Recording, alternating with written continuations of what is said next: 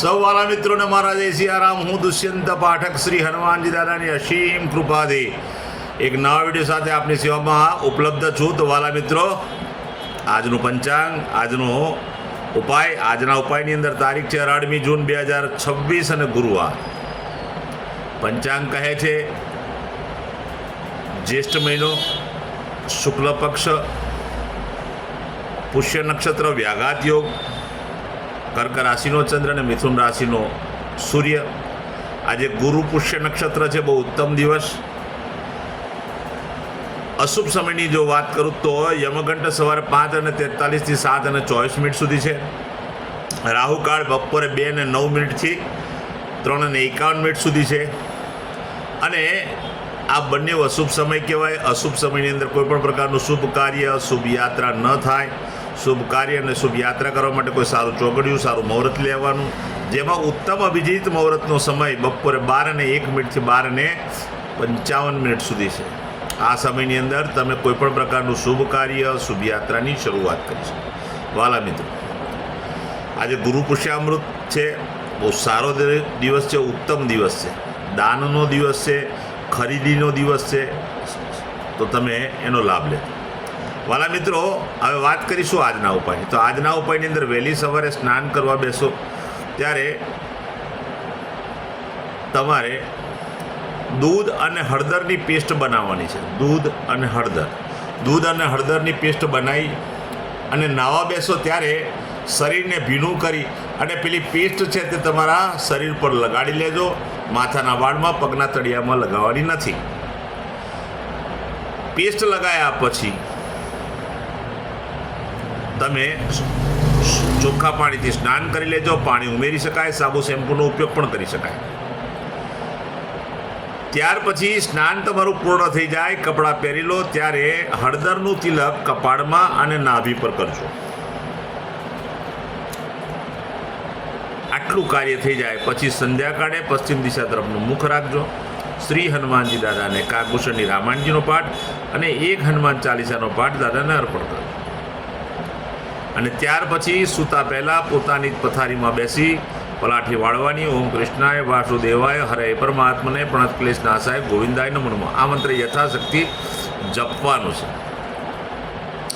આ તો આજનો ઉપાય. વાલા મિત્રો, જેમની જન્મતિથિ, જન્મ તારીખ 18મી જૂન 2026 અને ગુરુવારનો દિવસ છે, તેવા બધા જ વાલા મિત્રોને સૌપ્રથમ તો જન્મદિવસની શુભકામના. શ્રી હનુમાનજી દાદા તમારી મનોકામના પૂર્ણ કરે, તમને બલબુદ્ધિની વિદ્યા આપે અને સાથે સાથે તમારું અને તમારા પરિવારનું રક્ષણ કરે.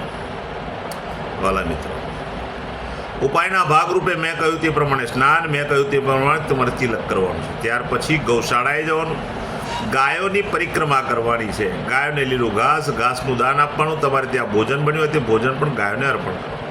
ત્યાર પછી મંદિરેથી આવી અને તમારે તમારી માતાને કોઈ પણ ભેટ આપવાની છે. અને સંધ્યાકાળ એટલે કે સૂર્યાસ્ત પછી તમારે તેલમાં બનેલું ચણાના લોટનું ફરસાણ જે હોય તે નાના નાના બાળકોને, જરૂરિયાતમંદ લોકોને, શ્રમિકોને અને વડીલોને આપવાનું છે. બસ આટલું કરી લો, આખું વર્ષ ઉત્તમ રીતે પસાર થશે. જેમની મેરેજ એનિવર્સરી 18મી જૂન 2026 ગુરુવારના દિવસે, ત્યાં બધા જ વાલા મિત્રો સવારે સ્નાન કરી વડીલોના ચરણ સ્પર્શ કરવાના છે. તમારી જે માતા હોય એ માતાને તમારે કોઈ પણ ભેટ આપવાની છે. ત્યાર પછી ગૌશાળાએ જવાનું, ગાયોની પરિક્રમા કરવાની, ગાયોને લીલું ઘાસનું દાન આપવાનું. તમારે ત્યાં ભોજન હોય તે ભોજન પણ ગાયોને અર્પણ કરો. ત્યાર પછી અનાથ આશ્રમમાં, વિધવા આશ્રમમાં, વૃદ્ધાશ્રમમાં જવું. ત્યાં જઈને જેટલા પણ વડીલો હોય એને તમે જમાડશો, પૂર્ણ ભોજન કરાવશો તો ઉત્તમ ફળ પ્રાપ્ત થશે. એ સિવાય કદાચ કોઈ જરૂરિયાતમંદ વ્યક્તિ હોય, શ્રમિક હોય અથવા બ્રાહ્મણ ને તમે સીધું આપશો તો પણ બહુ જ ઉત્તમ પરિણામ પ્રાપ્ત થશે. બ્રાહ્મણને જમાડશો તો પણ ઉત્તમ પરિણામ પ્રાપ્ત થશે. તો વાલા મિત્રો, મારા બધા જ વિડીયો યુટ્યુબ પર હોય છે. મારી યુટ્યુબની ચેનલનું નામ છે દુષ્યંત પાઠક. મારી ચેનલને સબસ્ક્રાઈબ કરજો અને બેલ આઇકન અવશ્ય દબાવો. હું નિયમિત એક વિડીયો મૂકું છું.